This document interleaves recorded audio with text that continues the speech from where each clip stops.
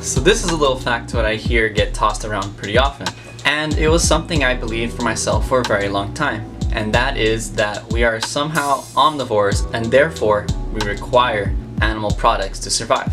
However, we may exhibit behaviors such as practicing the consumption of meat, dairy, and eggs. We are not biologically designed to consume those products. And with a little bit of research and critical thinking, I'm pretty sure I will be able to demonstrate that to you in this video. Now, the main data that I sort of get this from is our biology, but I also believe on a psychological level, we are not very well suited to be meat eaters by any capacity. I wanted to point to the American Dietetics Association and their statement on their position on vegetarian and vegan diets. And they state that an appropriately planned vegan diet is nutritionally adequate for all stages of life, from pregnancy to death. And honestly, that alone, at least for when I started, was a very big point, because that immediately throws out the idea that we somehow need these products to survive. But I know that's not enough for most people, so I'll move on. One of the funnier details that people like to point out is our canines, these little sharp ones. Sure, they do help with grip, but canines refer to just the position of the tooth and not necessarily the actual use. And most carnivores have very, very large canines. But there's examples of even herbivores having large canines. I would say, look at a gorilla. Complete vegetarian, monster teeth. Carnivores also have all their teeth rather sharp. Us herbivores, flat. Always flat on the end, good for grinding, not much for catching a grip on an animal and ripping its neck open. I should also point out that we have 6 salivary amylase genes, which allow for the breakdown of carbs and starches in our mouth. And from an evolutionary standpoint, this really makes a lot of sense. Starches, such as potatoes, sweet potatoes, are very calorie dense, and especially when they're cooked, we are able to extract more energy from them if we can start breaking them down earlier, starting from the mouth and then into our stomachs. If digestion of carbs begins in the mouth, what do you think that suggests we should be eating?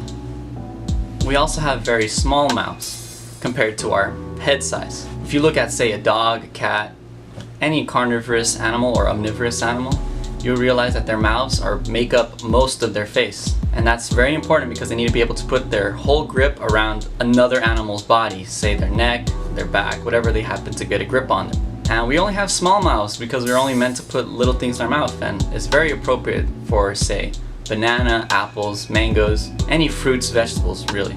Our intestine lengths are really long, just like most herbivorous animals. Omnivores and carnivores have really short, I think it's 1 to 3.5 times their body length. Ours is 9 times our body length. Carnivores also pant to cool off. You've probably seen this a million times, like some dogs or cats. They go whereas humans, or herbivores in general, we don't really pant to cool off. We just simply sweat.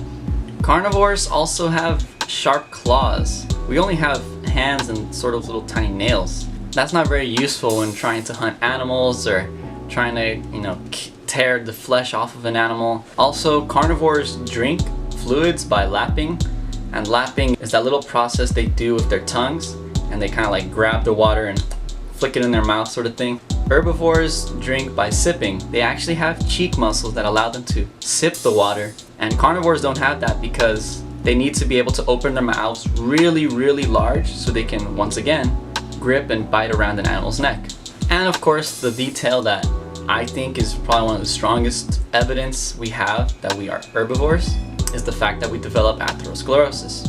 Atherosclerosis only develops in herbivores because the large consumption of saturated fat and cholesterol clogs our arteries. Whereas this would not make sense for any omnivore or carnivore because that is their main source of nutrition. Now, psychologically, this is pretty simple. I didn't think it was very hard. I like the analogy that Gary Yourofsky uses. Now imagine you put an apple and a little bunny in front of a child. If one day that child picks up the bunny and starts eating it alive, then I guess we're carnivores. But never, never, never would we even consider that normal behavior for us. That would be psychopathic. We would think that child is crazy. And that's because we're not attuned to be killing animals, even as a child. Whereas if you did leave a bunny or an apple, say, in front of a cat, the cat will most likely attack the bunny. Now, slaughterhouse footage, most people are appalled by that. Any footage, say, where an animal is being hurt, most sane individuals don't really get an appetite from watching such footage. And that doesn't really make a lot of sense, because if we are omnivores and we're designed to eat meat, seeing dead animals and blood should give us a little bit of a rush and get our appetites going. It's even very common in slaughterhouses themselves for a lot of the workers there to get PTSD and other mental disorders from being exposed to so much violence and carelessness for life. It just makes sense. We're not designed to be killers. We never look out in a field of tomatoes and corn and feel appalled and grossed out when someone, picks an apple from a tree or the tomato from the vine. It's like, what? There is no pain and suffering in that. We are indoctrinated from birth to believe that animals are necessary for us, but that is barbaric. I know we're better than this now, especially in this day and age. It's not very hard to just go from the meat aisle and just go to the produce aisle and pick some vegetables, grains, beans, anything but the rotting flesh of an animal that wanted to live. And I know it's just a practice that people have been doing for a long time, so they often don't think about it or question it. But just because we behave like omnivores doesn't make us one. And for people to stop using that excuse, it's a pretty weak one. So that's it for today, guys. Thanks for watching, and I'll see you next time.